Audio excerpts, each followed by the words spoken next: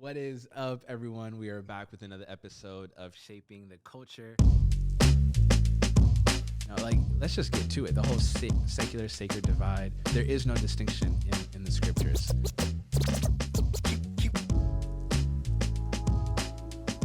Some of us have trust issues with God, and some of us, it's like, does God really got us? You can't engage the culture with the gospel that first has not engaged you.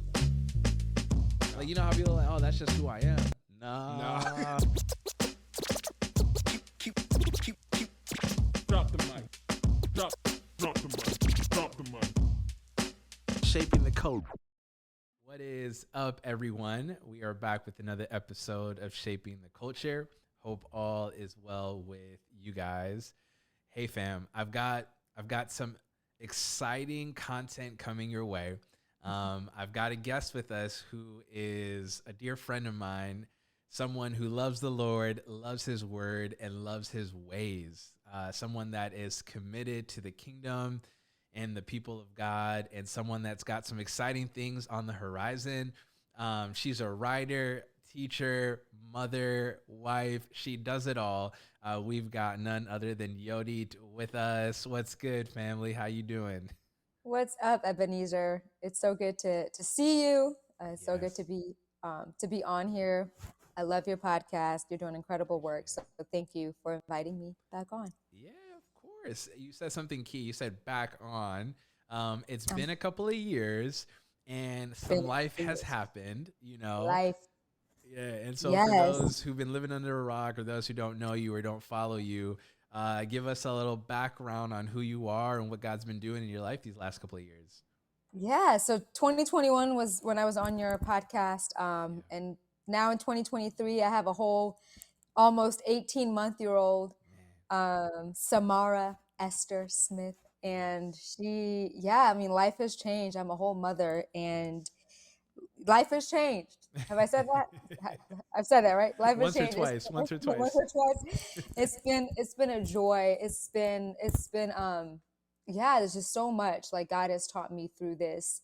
And that's been majority of the season that I'm walking in right now.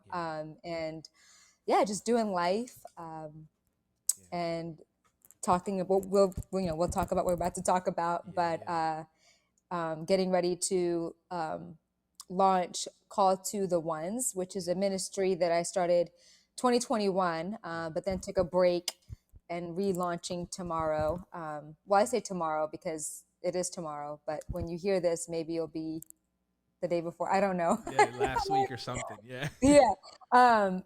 So I'm really excited with where God has me in this season. And I'm really excited about just the way in which he'll continue to use this message to encourage this generation to just know what it means to be used by God. Yeah. No, I love it. I remember when you first pitched the vision of Call to the Ones, my soul deeply resonated with that concept. And it deeply resonated with me because of the day and age we live in. I think that with Instagram and TikTok and YouTube, celebrity pastors and teachers and preachers and, Christian influencers, it's really easy to believe that in order to be used by God, I got to be in front of the masses. And I remember when you first launched in 2021, there was something sobering and grounding about that reality that God has truly called us to the ones. Yeah. And I'm so excited for this new iteration, for you to bring it back up. I remember when you reached out to say that you were coming back, I was so excited because it's a message that our generation deeply, deeply needs to hear. And so I wanted to ask you, what was the inspiration behind Call to the Ones, and how did the Lord lead you in this direction? So, you said it's a message this generation needs to hear. I'm like, this is a message that my soul needs to hear every day. And honestly, this whole thing, the testimony is like, it's from my own story.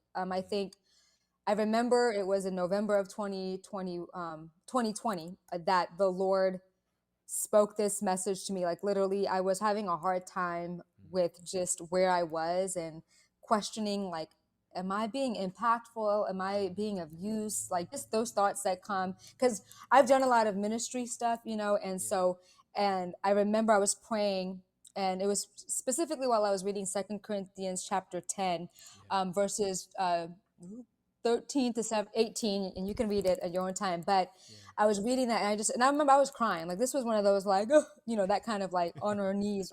I'm not even lying, Yeah. and I'm not trying to be dramatic. I was having a hard time, Yeah. and it was one of those like I know it wasn't my voice, Mm.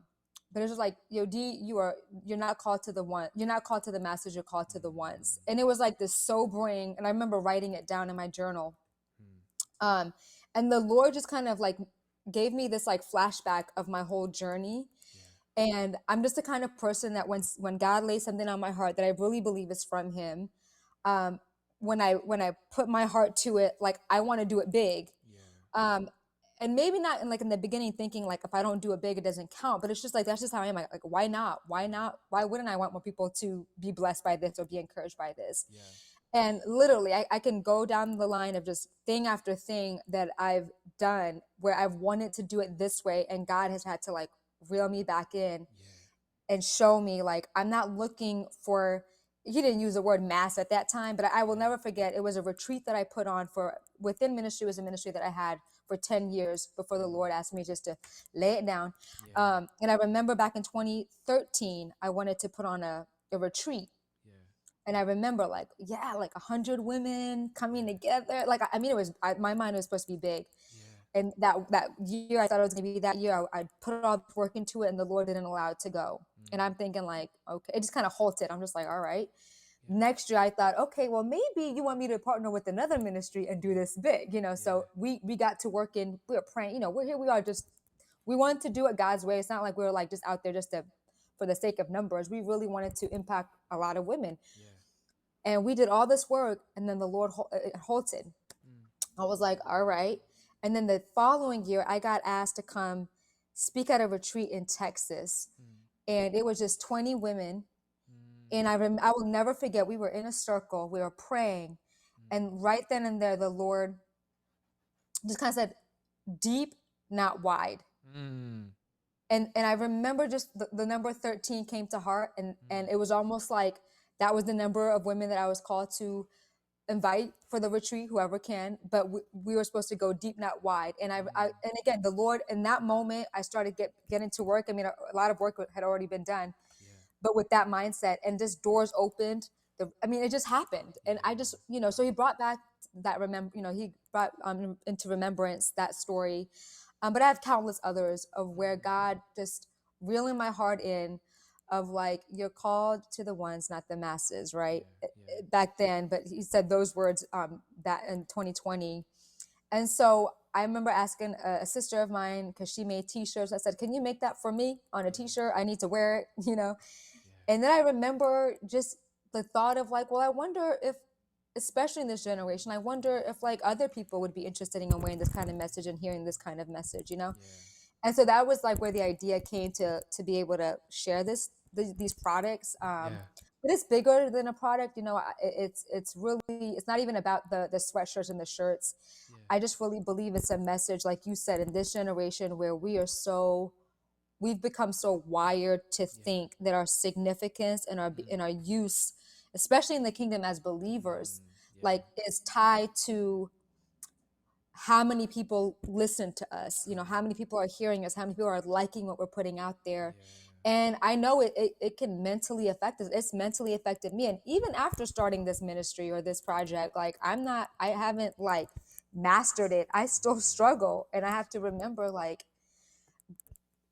my significance or my worth to God has nothing to do with like how many people are listening to me. That's right. Especially if it's at the neglect of how I'm with the people that are closest to me, with my local body, with my daughter, with my husband. Like, those things matter way more than me having a platform where I'm sharing the message or, making a video and a lot of people are liking it. And so that's kind of the origins of the story of like how this started. Yeah.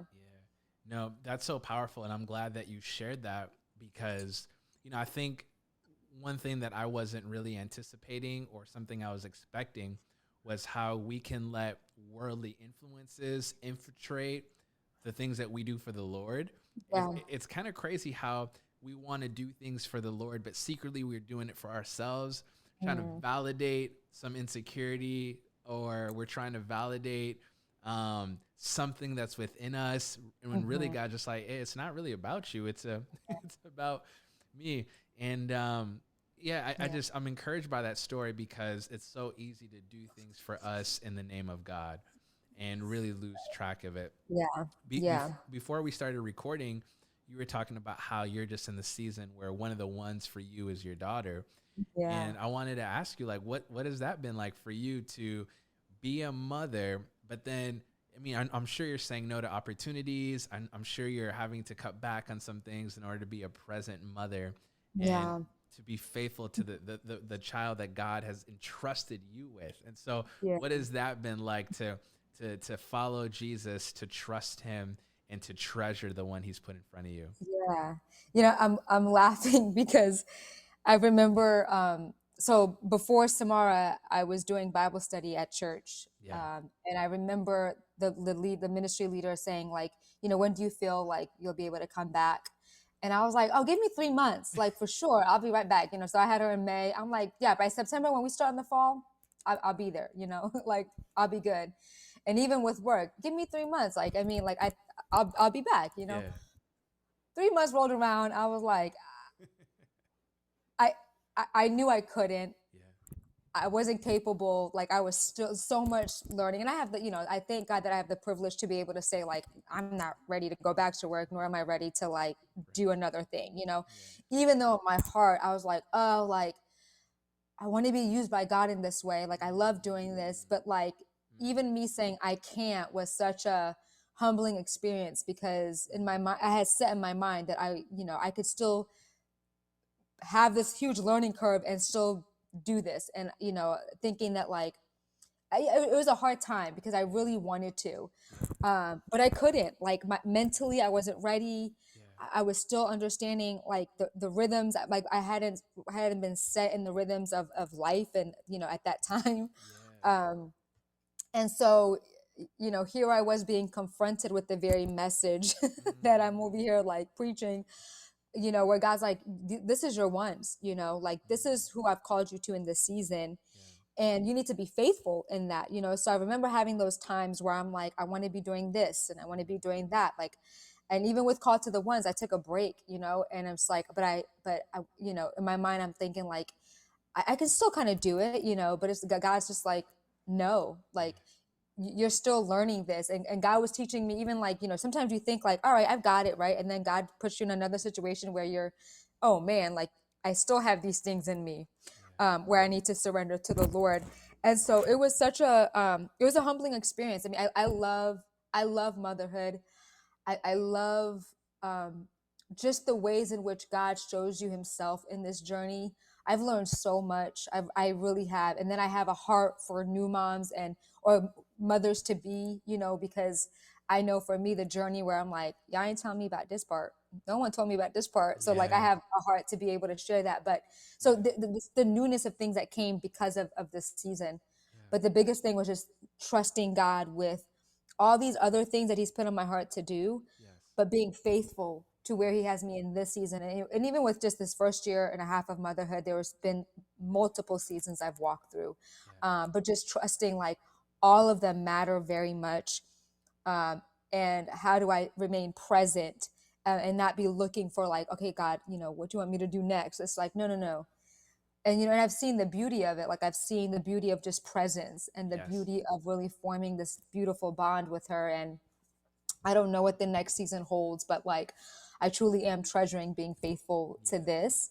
Um, and which I will forever be, right? I forever have to be faithful no matter what else comes my way. Like she and my husband and my family, my local, like they will always be like the ones I'm called to, right? No yes, matter what else happens. And yes, so, yeah, it's been a lot to learn. yeah, But I had been confronted yeah, with this desire of one, because there are I say mundane, right? There are no mundane things in the eyes of God in the sense of like the significance they are, because you're doing it for his glory, right? So yes, there are times where, honest to God, I'm not lying, I'm picking up toys and I'm saying, for the glory of God, for yes, the glory of God. I'm not even lying, because I'm just like, this is for the glory of God. Or I'm changing diaper. for the glory of God, because if you don't forget, if you don't remember, and I often forget, sometimes even just saying it can help, because there are really like hard days. Like, I'm not even gonna lie to you, like these past couple of days have been hard for other reasons, but like if I'm not feeling well, I can't just take a break. Like, all right, Samara, you gonna feed yourself? I can't do that. Yeah. And so it's like literally like moment by moment, God give me grace, God give me strength, God help me fix my eyes, because right now like my perspective is like really off, and so just agreeing with God with the grace and strength that he gives us each day. Yeah. No, so you said a lot of things that I want to unpack. That was Yeah. profound. Um, I heard a man of God once say that we ought to love our neighbor the way we wish to love the world. I think Mm-hmm. sometimes when we think about what it looks like to be impactful, we think of the masses. Yeah. But really, like, you're doing the Lord's work when you're picking up the diaper and throwing it away, when you're picking up a toy and putting it back in the toy box. And I love how you said, Lord, for your glory, Lord, for your glory. And I have discovered over the years that it is far more easier to preach on a platform in front of the masses than to get in community with the one or two and Absolutely. disciple, walk with, invite them into your home, to be hospitable, to pick up the phone call at 2 a.m., to, fill up somebody's gas tank. Like, I think a lot of the times we pick platforms over people because it's convenient, but there's something that happens when we actually commit ourselves to the ones that Absolutely. helps in our sanctification, helps in our development, and makes us more like Jesus. Can you speak to how serving the ones is actually good for the soul? You said that perfectly. So in Matthew's, I forget what chapter. I read my Bible, y'all, Yeah, but I yeah. forgot what chapter. But when he says, when the people come say, Lord, do we not do this in your name? Do we Yes. not do this in your name? Right? I think if that part was written in this time, would be like, Lord, did I not write books in your name? Did I not hold host conferences in your name? Did I not, speak to the masses in your name? Yes. And the thing is, and Jesus says, get away, I never knew you. Because those things take no love. No. No. They don't you don't need love, like actual, what Jesus calls love, to do that, right? Yeah. Like, so when you talk about like, what the sweatshirt you got on, sweatshirt I got on, hey guys, drop in. Represent. But Represent. really the essence of call to the ones is what you have on. People over platforms, proximity over breath, right? Because like I can do all these things, write a book, host a conference, speak to the masses, do all travel around the world, but there's no proximity. No one knows me. It takes No. nothing, no sacrifice to really love people in that way. And so, yeah, get away. I never knew you, because that takes nothing. It takes, you can have gifts, Yes. you can have the gift to do it, you can have the skills to put on these conferences, but it takes no true love that Jesus calls love. Yes. And so the ones, like you said, it's good for the soul, because it does sanctify us. Like, Yeah. proximity to people Yes. causes us to be seen, Yes. the way that we want to be seen, right? Like the desire to be seen, the desire to be known and loved, those are all God-given things. Yes. Sin taints it, and it warps it in a way that causes us to find him in things that we're never meant to. Yes. But when we are in proximity to people, and when we're doing the one another's like we're called to, Yes. it's actually because others are also exhibiting God's love to us. Yes. We are experiencing God's love in those moments. So we are Yes. being seen. We are being loved. We are being sanctified. We are being whatever we need to grow and to actually produce the kind of fruit that Christ calls us to. Not just, because the other side is like, if we're finding it in things that are not meant to, Yeah. like, then the other side is, we're gonna go in this vicious cycle of Yes. not truly feeling it the way that we're supposed to, because they Yes. can't. It's like broken cisterns. It's like you're Yes. trying to fill it. What I was it at Jeremiah that says broken cisterns? Yes. Like it's seeping, and you are thinking like, God, I'm being used by you, but like, why isn't it really holding water? Yeah. Yeah. So Yeah. that proximity over breath, like, and we talked about this last time of like there's a disillusion with the masses, because like you're saying these things, and they may be wisdom and truth, but like Yes. you don't know these people. Like, Right. you don't know who is the one that's really being impacted in the way that's like their life has really changed. Yes. Yes. But and again, like this is not that's why it says like some of us are called. Like some of us are called to. God has entrusted us with the gift to be able to reach a lot of people. Yes. And that's a beautiful thing. Yes.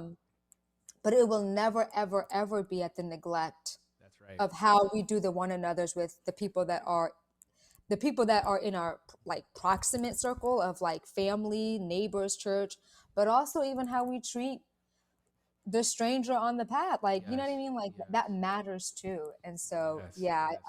yeah, No, that's good. I love that. I think that something that we need to note is that the masses is a call, right? Serving the masses is a call because yeah, it comes with its own unique challenges and problems, right? yeah, yeah, So as I am thinking through what God has for us, I think about the parable of the talents, right? In Matthew yeah. 25. And for one, he gave 5, the other he gave 2, the other he gave 1. Mm-hmm, mm-hmm. We look at that and say, poor guy who got the one gift. He didn't Mm, get the 5, he didn't get the 2. He must not be relevant. He must not be yeah, valuable. He must not. But what I love though is the scriptures continues to say, Jesus says in that parable, he gave the gifts each according to their ability, mm-hmm. according to their ability. And so God entrusts us with what we can steward, right? And Absolutely. I think sometimes instead of like complaining that we don't have more people that we're serving, we should Mhm. take inventory of who God has entrusted us with and Exactly. serve them faithfully. And I think that because we think, I don't think we understand that service has very little to do with us, right? Exactly. But I was like reading John chapter 13, and it's Jesus washing feet. Mhm. And the reason why that was so offensive and Peter was like, no, don't do this, is because in Jewish culture, even the Yeah. Jewish slaves didn't Right. wash feet. Right. It was Gentile slave, not even Gentiles, but the Gentile slaves that would wash feet. It was demeaning. Yeah. But Jesus looked at service not as a way to uplift himself or bring value to he's God. The Philippians 2 says he did Yeah. not, he knew that he was God, but he did not, Consider himself equal with God. Yeah. yeah, something to be right. And I think sometimes we need to get back to this understanding that service and ministry has very little to do with our worth, and our worth and value is already determined in who God says we are, Right. right? Right. Before Yeah. Jesus ever did anything, when he got baptized, God the Father said, "This is my son who I love and I'm well pleased with." There's Mm-hmm. identity, there's pleasure, there's all of affirmation. And so there's so much we could talk about, but kind of like in that same vein, I know you got a few things going on, not just call to the ones, but it has this kind of like its own arms. One of them being evidence of obedience. This ability that you're creating a platform to showcase people's stories, to Mm-hmm. encourage us, to spur us on towards Yeah. love and good deeds. Can you speak to why it's important to highlight people who are washing feet and what that does for us? Yeah. So evidence of obedience, again, just under the umbrella of call to the ones Yeah. to just encourage us to, recognize that like our obedience is this moment by moment thing. And so I'm sure all of us, if we were to think about a time when, maybe God dropped someone on your heart and you prayed for them, Yes. or you reached out to them and then they responded with, I needed this. Like, Yes. you don't understand. Um, it gives us a sense of like, wow, like these little moments are, you deem them little, but they're huge in the Yes. kingdom of God. Like I don't have to have a platform. Like my idea of like being used by the kingdom is not these like events or like things I do. It's really a way of life. So it's how am I in tune with the spirit, right? Am I Yes. like heeding to the things of God when he, how countless times when like just even ask a friend, how can I pray for you? Just even Yeah. that question, because that means like we're constantly walking by the spirit. We're Yeah. saying, how could I be of service to them? but I have to be listening to God, Yes, right, in yes, order yes. to do that. And so that evidence of obedience story collection is just another way of understanding that, being of service to others and by God has nothing to do with these grand things that we deem to be grand. It's these moment by moment, because we've been impacted. I mean, you think about the Yes. other side is like, how has someone else's obedience impacted your life? I think about the obedience of someone to share the gospel with me, right? Or to, or like, I think, my first story, or like the main story that comes up, is just even this past January, I was walking through a hard time and I got a text from a friend. We don't even talk much. We really don't talk like often. We just Yes. have this special bond. But she said the Lord put me on her heart, and she was praying for me. And then she sends me this text. And Mm, when I tell you, mm. that truly changed the trajectory of my year, Wow. because it was so specific Yes. to like what I have literally been just praying to God about. Yes.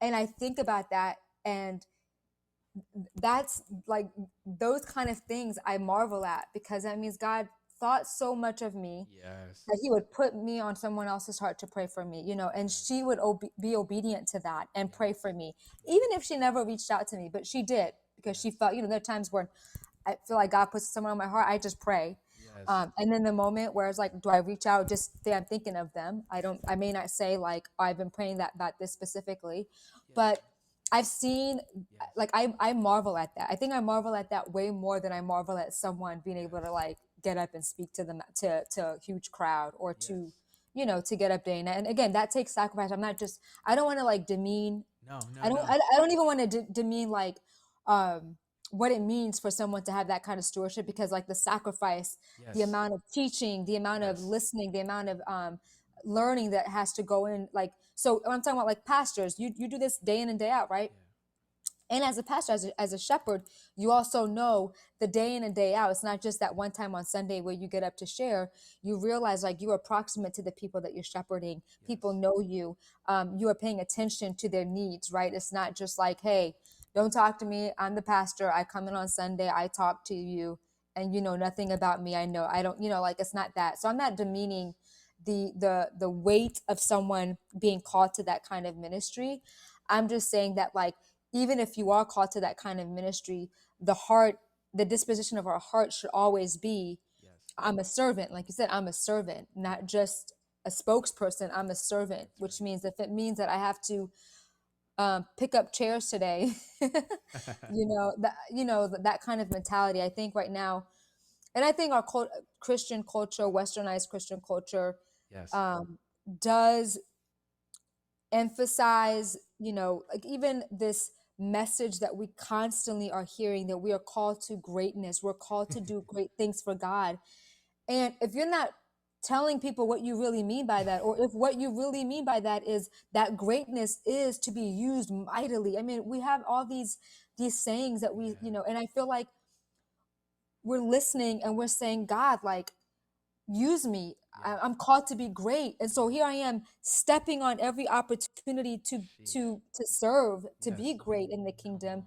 because I'm like thinking that greatness is because you're gonna call me to this promotion to really make a difference. You're gonna Mm. call me to this other side of the world to really make a difference, and here I am completely neglecting. Yeah. Hey, they've been asking for someone to serve in the children's ministry. No one's answering that call, Yes. because I don't see that as greatness. I Yeah. see that as, that's someone else's job. That's Yeah. not my, I'm called to greatness. You know Yeah. what I mean? And so, Yeah. I honestly, I did come from that mentality for a long time. I'm called to greatness. Like, I would always have, people speak that over me. And so here I am. I had this inflated view of what greatness was. And here I'm thinking like, God, like, I'm called to greatness. Like, when is that opportunity coming? And completely missing, the point of what Yeah. it means to be a servant, of what it means to be used, what it means to Yeah. love the ones that I'm called to understand that the beauty and of servicehood to the local body. Yeah. Because I thought I was called to greatness. I've been told that I've been called to speak to a lot of people, Yeah. Yeah. and so Holy Spirit was like, all right, I guess I have to tell her, Yeah. yo, D, you're called to the ones, Yeah. not the masses, and so I love yeah. that. As you're talking, I'm reminded of Jesus giving his disciples a lesson on what it means to be great. And what I love about Jesus's definition of great, I mean, first of all, he affirms that being great is good, and he's put that within all of us, right? Yeah, So yeah, when we hear what it means to be, like, when we feel or desire greatness, Jesus doesn't say no, no, no, no, right. don't be great. He affirms that, but then what he does is he like flips the script and redefines greatness, and he says like the if you want to be great, you must be a servant of all, not to be first, but to be last. Yeah, The least of these of one another, right? And so I think that greatness is affirmed and celebrated in the kingdom. But the way we're great in the kingdom of God is by laying our life down and serving our neighbor, yeah, right? And serving our neighbor. yeah, And I just wanted to ask you one quick question about that. I think that when we think about ministry, when we think about being used profoundly by God, we limit it to two things, really. It's just like a content creator, preacher, pastor, or worship leader, right? It's like, this is what it looks like to be yeah. used by God. I remember growing up in the church.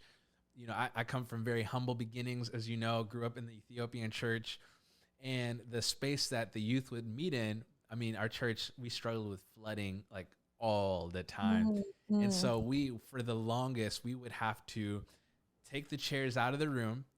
We would have to mop, sweep, and then mm. put all the instruments and the equipment out. And then we set up the chairs, and then we would have service. And I remember week in and week out always having this heart of frustration, complaining, grumbling. I was one of the Israelites in the desert complaining to Moses, right? And my pastor used to say something that, I mean, this happened like 15 years ago now, more than 15 years ago, but like it still rings true in my heart. He would say, um, this is worship. This is worship. Mm, And he says, mm, we're worshiping before we're worshiping. You know what I mm. mean? Wow. And, I Yeah. didn't think worshiping was sweeping and mopping and setting up chairs. I thought it was just singing songs, right? Or Mm, listening to a profound message. And I think so often we overlook the simplicity of worship. yeah. In fact, the first time we see the word worship in Genesis is when Abraham goes to sacrifice his son Isaac. Absolutely. It's not in the context of song, it's in the context Right. of a life. And then in Romans, Paul says the same thing. This is your Romans 12. Yeah. Mm-hmm. yeah, yeah, Yeah. to Yeah. to to offer your life as a living sacrifice, right? Yeah. And so I wanted to ask you, with the short time we have left, what does it look like to redefine worship, redefine greatness, redefine service, and actually live a life that is pleasing to God, and it helps flourish our souls, Yeah. flourish our life? Yeah. No, I mean, that's some really great points you made. And, if we're going to serve Jesus, he has to be our example, Yeah. right? He has to Yes. be our example. And so we got to give back the definition to Jesus, right? Oh. Like we've taken it and redefined it by our own culture, by our own, our own desire for glory. So we got to give it back to him Yeah. and commit to the ways that he's defined what service is, what worship is, right? And I love that example that you gave and what your pastor said, because again, I think the church at large has, the way that they speak about these things is mixed with their own desire for what being useful in the kingdom is. And Jesus has shown us, he's shown us in his own ministry that he was not chasing the masses, Yeah. right? Like they came to him, but he was running. He was going the other way. But even when they did, like only few came to him Yeah. when they really listened to what he was saying. But even the way that he sought to reach the ones, right? Like when he went out of his way to get to the women at the well, or just he stopped and paid attention to the person, right? And so that's kind of um, with the whole, like for call to the ones with the devotional. There's a 5-day devotional, and Yeah. really it's see the ones, hear the ones, know the ones, love the ones, serve the ones. And each day kind of breaks down what that looks like, and scripture to back it up, and even just a prayer of how we can reorient our hearts to to pay attention, Yeah. right? Because there's so many things vying for our attention, whether it's because we don't see people we're Yes. constantly looking down on our phones, on our screens. We're not really Yes. out there seeing people. We don't really take the time to know people, Yeah. or we think we know people because we have this false access to people through social media, Mm. and so I think just getting back to the heart of Jesus, right? Getting back to the basics. There's nothing profound that I'm going to say that that didn't come from like Jesus, right? Is Yeah. because if I'm saying it's because like this is what Jesus shows us in his word. Yeah. And he really flips everything. Like you said, he flips it around. Like Yeah. he affirms things because what we feel, the Yes. things that we desire and want are God given. Yes. Right? When I think about we want to feel significant, we want to be used, we want to feel purposeful. Those are all good things. Yes. But we also can't deceive ourselves to think that like the way that we define all those things is correct because we've been tainted by sin, right? And so there's a way in which he restores that when we submit our lives to Jesus. He restores all those things and shows us like Yes. what it really means, to be fulfilled. And because at the end of the day, you'll hear all these people who have great success, Yes. who are reaching thousands of people, who are living this great luxurious life, still Mm. reveal that they're not fulfilled. Yeah. Or they feel so fulfilled when they're out serving someone, Yeah. and so it's like, That's good. you know what I mean? Like, Yes. and so the whole message is just really, um, can we like, let's be present, faithful, and obedient to Yes. where God has us. If the Lord, if the measure of grace he's giving you is to steward more things, glory to God. Yes. And even at that, we have to pray, right? Yes. God, guard my heart from Yeah. being attached to this. Guard my heart from finding my significance and worth in this. I think about the audacity of Satan to tempt Jesus when he says, I will give you all of this, right? Yeah. This is Jesus, the one who has all glory. And here Yeah. he is tempting him with the glory of this earth, Yes. thinking that Jesus is going to bow down to that. Yeah. The audacity.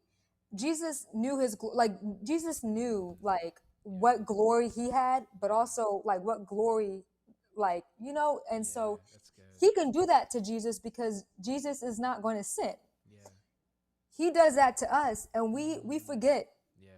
So we're willing to trade the glory that is to come Yeah. with the glory of this earth. And Wow. so we're willing to do that. He does that every day, right? Like how many Yeah. times like I will give you this, or I will, you know, I will, make you great, as you, even perhaps compromise here or whatever, like, but because he knows Yeah. we're capable of saying, oh yeah, that sounds good. That sounds good. Even as believers, we could be tempted to trade in the glory that's to come for the glory here on earth. Yeah. And so it takes truly a heart of like submission and humility Mm. to say, Lord, I desire to be used. I mean, who doesn't want to be used for the glory of God? Yeah. But show me, like, you're not pleased with me because I'm stewarding more. Yeah. You're pleased with me because I'm just being faithful with what you've given me to Yes. steward. Yeah.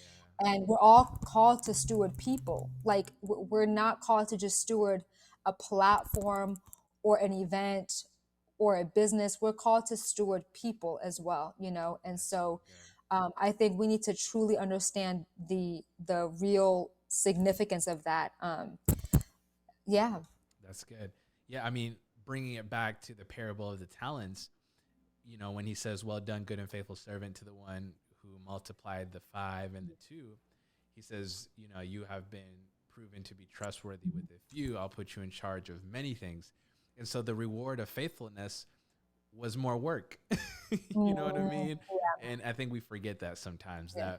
that, the thing that God is calling us into, it will cost us. It will cost us. Yeah, And yeah. so, And the thing is though, like we see that again because it's hyped, right? Because we're so focused on the more that God will steward us with. Like it's almost like we steward. If our motive is to steward little so we can steward much, yeah. like our motives are not right, right? Like I'm Yeah. stewarding little, That's good. um, but I'm not guaranteed that He's going to give me much That's or right. what I think is much. And I really believe that, like, I'm stewarding what He's given me because that pleases God, Yes. and that's more than able to fulfill me in the sense of like because it's given me purpose, like it's given me this purpose, right? As well. But we really like think that like the stewarding much is like this grander life or this grander thing. And to your point about like the stewarding much is not always like what you think is this grand thing. Like it, you know what I mean? Like it could be, and I don't want to be way off, but it could be like sometimes if we're being a faithful steward in certain things, perhaps being a steward of much is also having us to walk through suffering or trials, you know, and stewarding that in a way that pleases God with whatever he. So I think again, like the way things are the preached or the messages that we hear is not conducive to us really understanding how to be faithful or how to be faithful, not because if I'm faithful here, God is definitely going to bless me with other things. It's like I'm being faithful because I'm being faithful. You know what I mean? I love that. When you were answering, you referenced the devotional, and Yes. before I know you're called to Samara, and I want to make sure that she gets her mom back. But before we give you back to your daughter, can you plug yourself for a second? Where can they get this devotional? Call to the Ones is not just a philosophy, a theology, a mindset, a conviction. It's also a brand, right? Yeah. And so, where can people buy, purchase, all of that? Where can they find the devotional? How can they get more info on all of this and find you? Yeah. So we are launching. So the website is calltotheones.com. Yeah. And so there you'll be able to see the stories of understand better the mission and all that, but also the evidence of obedience stories. And so if you feel led to share a story, you can go on the website and you'll see a submission form to share. It's really hard having people share stories. I'm like, I gotta pull teeth. I'm like, come on, y'all, I know y'all got stories. And then the website, the website also has where you can purchase. So there's new sayings on the sweatshirt, and it's really an apparel with the message. And so the idea is that people will say, "What does this mean?" And you can, it's an open door. It's really also an open door for the gospel, right? Because really, Absolutely. all of this is so that like we are doing what Jesus calls us to, right? And so he is the main person. Who is inspiring all of this. And then a devotional. So it's a 5-day devotional that you can actually find on YouVersion Bible Plan. Let's So go. if you just type in "Called to the Ones," you'll find the plan. And then also it's on the website. So on the website you can scroll down and it'll link you straight to the Bible plan. So I'm grateful for the opportunity to have it accepted on the platform. Obviously, it gives opportunity for more people to see it. And again, it's not about even having more people see it, but I do believe that it's just another opportunity for more people to understand this message and to be able to be inspired and encouraged by it. So, yeah. I love it. It sounds like you're called to the masses. No, I'm just No. Listen, at some point, with social media, like you may really have the masses listening to you. But it's very important that we first and foremost have the ear of the one, right? The one, that's God's ear. But yeah, again, like it's good. I just know that I want to be faithful where he has me and with the people that he's called me to. And all of us, no matter how many people follow us, no matter how many people hear us speak, all of us are called to the people in close proximity to us. Absolutely. No, I love that. I love the message. I love the brand. I love the conviction. I'm all for it. I'll be rocking this all winter long here in the cold state of Minnesota. And I urge all of y'all to copy one as well. Thank you, Yodit, so much for lending us your time and your wisdom. Share with us what God has been doing in your heart. I always leave these conversations with you better, more inspired, and more hungry for the things of God. And so thank you for your yes, and thank you for making sure that you're paying attention to the one as well. We're all better for it. And so thank you. Thank you so much, Ebenezer. Appreciate it. All right, family. I hope this blessed you, encouraged you, ministered to you like it did me. Until next time, family, peace and grace.